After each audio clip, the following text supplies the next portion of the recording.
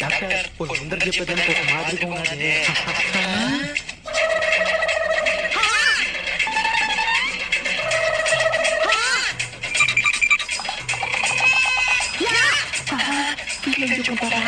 ఏం చెప్పుకుంటారు వీళ్ళు?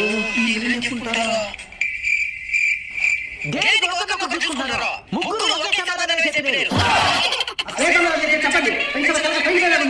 నిన్న చంద్రబాబు